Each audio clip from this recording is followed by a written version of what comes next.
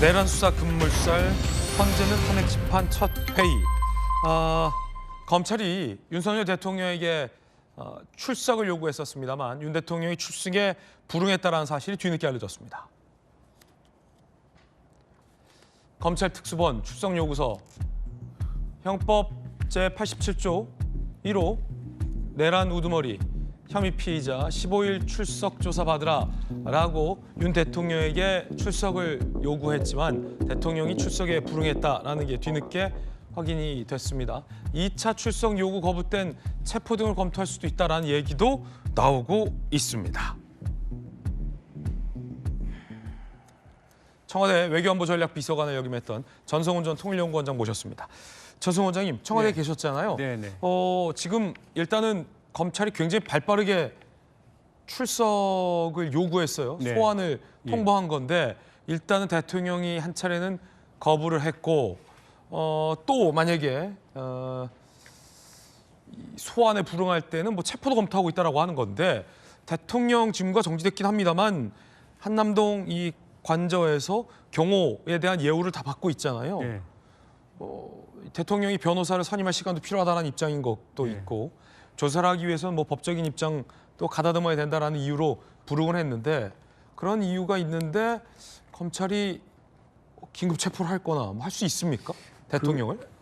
윤석열 대통령이 담화에서 그 법적 정치적 책임을 지겠다고 분명히 그 국민 앞에 밝혔기 때문에 법적 절차를 따를 거라고 저는 믿습니다. 네. 다만 이제 이 사안이 워낙 큰 사안이고 대통령실에서 얘기 나온 대로 뭐 변호인 선임에 따른 문제도 있는 거고 뭐 어쨌든 저쪽에서도 준비해야 할 시간과 그런 게 필요하지 않겠어요.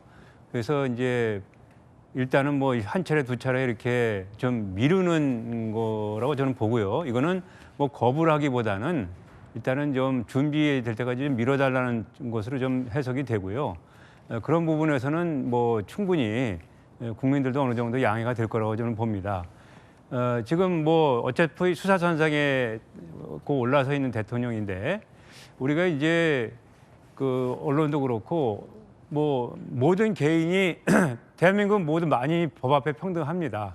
대통령도 법을 위반했기 때문에 그 이유로 인해서 지금 수사 대상에 올라 있는 건데 문제는 법 앞에 평등하면서도 또 그 개인에 대한 최선의 인격은 또 존중해줘야 되는 그것이 우리 그 선진 한국의 그 자랑스러운 모습이라고 좀 보고요. 그래서 이 모든 과정이 우리나라 지금 전 세계가 대한민국을 보고 있습니다. 전 세계가 대한민국에서 계엄이 일어난 것에 대해서 놀랐고 그 상황이 국회에서 신속하게 평화적으로 정리되는 것에 대해서 놀랐고 이제 앞으로 이 후속 상황을 어떻게 대한민국 국민들이 헤쳐나가는 거를 전 세계가 주목하고 있는데 네네. 여기에 대해서 우리가 계엄 사태로 인해서 국격이 실추된 건 맞지만 이걸 계기로 해서 보다 선진적이고 그 평화적이고 그 의식이 높은 국민 수준을 전 세계에 보여줄 수 있다면 이거 역시 우리한테는 득이 되는 거거든요. 그래서 이제 앞으로는 이 모든 절차이 그 대통령이 법적 절차를 따르겠다고 했기 때문에 우리가 좀 시간이 걸리더라도 좀 기다려보고 모든 국민들은 모든 그 법 집행 기관들이 정상적으로 활동하는 그 절차를 좀 차분하게 지켜보는 게 중요할 것 같습니다. 예.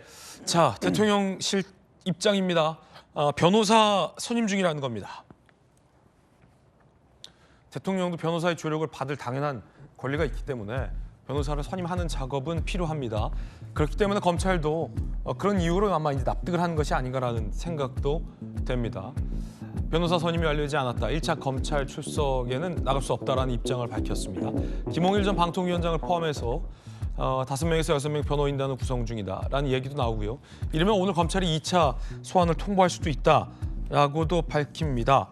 앞서 경찰청장 대행과 공수처장 입에선 긴급 체포 시도 뭐 이런 얘기까지 나왔는데 자, 앞서 이제 전성훈 전 원장님께서 중요한 말씀 주셨는데 공수처장이 특히 긴급 체포를 시도하겠다라는 것은 대통령의 어떤 변호인 선임을 기다려주지 않겠다라는 의미로도 들려서 논란이 예상됩니다. 일단 들어보시죠. 이제는 공수처를 통해서도 윤석열을 수괴로 하는 내란죄 수사에 필요한 영장 청구를 할 수 있게 된 거죠? 네, 그렇습니다. 저희들 상황이 되면 긴급 체포 또는 체포영장에 의한 체포를 시도하도록 하겠습니다. 전성 원장님, 예. 긴급 체포할 수 있습니까? 뭐 지금 공수처장님 말씀대로 뭐 상황이 되면 또 요건이 뭐 본인들의 판단에 의해서 체포 요건이 되면 체포할 수 있겠지만 지금 대통령은 지금 그 대통령 관저에 지금 묶여 있는 상태예요. 네네.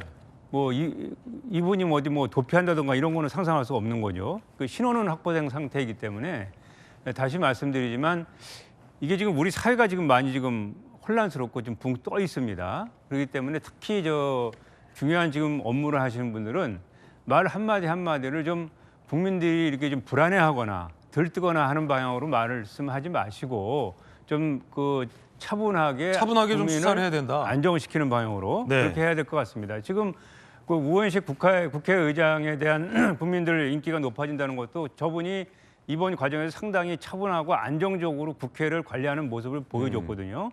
거기에 대한 국민들의 이제 신뢰가 표현된다는 걸로 보고 지금 수사 당국도 철저하게 수사를 해야 되지만 우리가 이 모습이 정말 다시 한번 말씀드리면 국제사회에 다 드러나고 있다는 거를 국제사회에 아주 엄정한 시선이 우리를 보고 있다는 걸 좀 의식하시고 수사는 절차대로 잘 하되 국민을 불안하거나 우리의 국격이 떨어지는 방향으로 이런 문제들이 진행되지 않도록 세심하게 좀 배려를 해야 될 것 같습니다. 자, 정익준 변호사님, 지금 수사기관 사이에 뭔가 묘한 알력 다툼 양상도 좀 드러나는 것 아니냐라는 대목이 지금 검찰이 15일에 출석 요구했고 이르면 오늘 다시 출석 요구할 수 있다고 하잖아요. 근데 검찰과 별개로 지금 각각 공수처와 경찰이 수사하고 있는데 이른바 일각에선 검찰을 견제하기 위해서 경찰과 공수처가 이른바 하나의 공조를 하는 거 아니냐라는 관측도 있었는데 지금 경찰이 대통령이 공수처로 18일에 출석할 것을 사실상 통보를 했습니다. 검찰과는 완전히 지금 별개예요. 서로 수사기관들이 대통령의 뭐 신병을 자기들이 좀 확보하려는 듯 한쪽에선 검찰로 가라, 한쪽에선 공수처로 가라 지금 그러고 있는데 앞서 이제 전성훈 원장님 말씀처럼 검찰이든 경찰이든 공수처든 좀 차분하게 적법 절차대로 차분하게 좀 수사를 해야 할 필요성이 있는 거 아니냐. 지금 수사기관 사이의 알력 다툼으로 국민들 앞에 비춰져서는 안 될 것 같은데요. 그 수사기관들이 제가 봤을 때는요, 조직 이기주의에 따라 가지고 국가적으로 이렇게 대국적으로 생각하지 않고 경찰은 경찰대로 이번 기회를 통해서 경찰의 위상을 높이려고 할 것이다. 그런데 경찰은 또 어떤 약점이 있냐면요, 경찰의 넘버 원, 투가 경찰청장, 서울청장 아닙니까? 네. 그 사람들 지금 다 구속돼 있어요. 그러니까 경찰은 오히려 의심받을 수밖에 없다. 그런 생각이 들고 검찰은 기존의 경찰을 지휘하면서 우리나라 수사를 담당해 왔던 전통적인 최고 수사기관이 검찰이었는데 지금 피의자가 누굽니까? 대통령이 검찰총장 출신이었으니까 그러니까 이제 검찰은 또 검찰대로 이번 기회에 그 제대로 된 그런 모습을 보여주지 않으면 나중에 훨씬 더 문제가 생길 수 있겠다 이런 생각을 할 수밖에 없고 그다음에 제 개인적인 생각으로는요, 우리나라 그 수사에 관련된 지휘 체계가 지금 완전히 이렇게 막 흐트러져 있어요. 그래가지고 확립되지가 않은 그런 상황인데 그래도 굳이 제가 이거 따지고 보면은 수사의 가장 정점에 어디 누가 있느냐?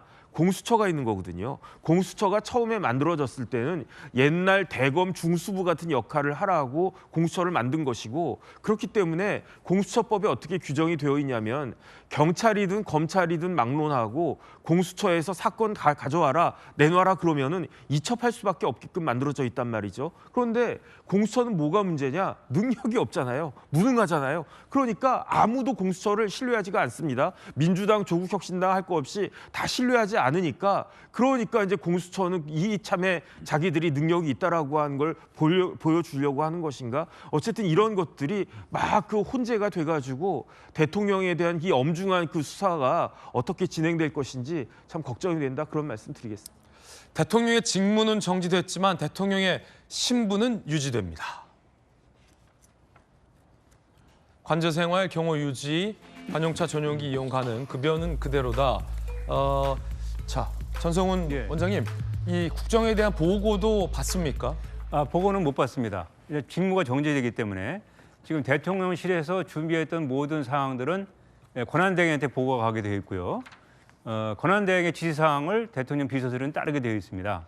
그래서 이제 이 대통령 비서실 용사는 지금 현재는 지금 진행되어 온 일은 할 수 있지만 뭔가 새로운 일을 할 수는 없어요. 대통령 권한대행도 뭐 보고를 받곤 하지만 권한대행으로서 뭐 새로운 업무를 지시할 수도 사실 없는 상황 아니겠습니까 지금. 그래서 이제 상당히 국정에는 공백이 있는 것은 분명하고요. 대통령과 모든 그 비서직 조직 간에는 완전히 격리가 차단이 되고 격리가 됩니다. 만날 수도 없게 되고요. 그리고 이제 과거에 이제 그 박근혜 대통령 당시에 보면은 이제 권한대행 황교안 총리께서 권한대행을 하셨는데 그때는 좀 약간 좀 눈살 찌푸린 일들이 있었어요. 예를 들어서 권한대행께서 이제 뭐 권한대행 시계를 만든다든가 이렇게 해서 이제 국민들의 그 어떻게 보면 사실 그 눈살을 많이 찌푸리게 했는데 네. 이번에 뭐 한 총리께서는 그럴 리는 없으시겠지만 권한대행이라는 거는 상당히 어떻게 보면 저게 불행한 직책 아니겠습니까? 지금 국가적으로. 그렇죠. 그렇기 때문에 한 총리께서도 이 상황의 엄중함을 아시고 상당히 자제하면서 조심조심 겸허하게 권한대행 직책을 하시리라고 믿고 그렇게 하는 건 역시 무원식 국회의장이 안정적으로 국회를 운영했던 것처럼 나라의 안정에 많은 기여를 하게 되지 않을까 이렇게 생각합니다. 네. 자, 사실상 대통령이 관저에 유폐된 것 아니냐라는 관측도 나오는데요. 함께 보시죠.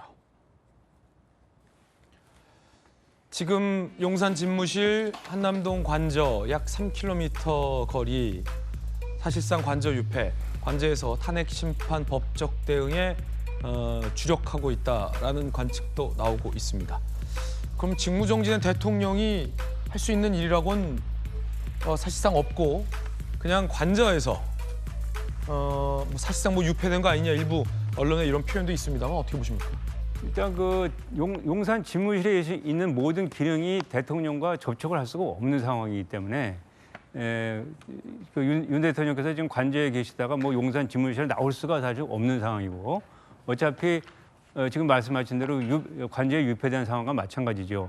그리고 저분이 현 상황에서 뭐 어떤 대외 활동 행보를 할 수가 있겠습니까? 그래서 이제 이 탄핵 심판 판단이 헌재에서 끝나길 때까지는 아마 관저에 국한된 생활을 하실 수밖에 없고 용산에 있는 참모들이 뭐 관저를 방문해서 보고한다 이런 거는 상상할 수가 없고 이거는 법 위반이기 때문에 그렇게 안 됩니다. 그래서 용산에 있는 참모들도 또 용산에 국한돼서 아주 제한적으로 법적 필요에 의해서 요구되는 사항들만 그 한덕수 권한대행께 보고하는 방향으로 상당히 그 잠정적인 상황으로 제한된 상황으로 국정이 진행될 수밖에 없을 것 같습니다.